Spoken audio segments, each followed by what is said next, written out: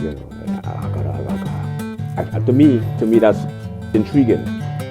You know, a major chord, a minor, a diminished, and augmented, a sus4, a sus2. Why a sus chord has that, and a sus2 has this lucid, dreamlike, astral feel to it, you know. And take an analysis of the physics of sound on a very molecular level, on an infinitesimal level. When there's a force, that force creates an impact.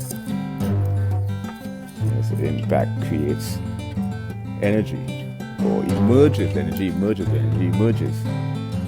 And the force creates an impact and vibrates.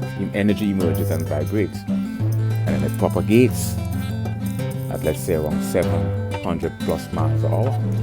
While the sound travels, it has amplitude.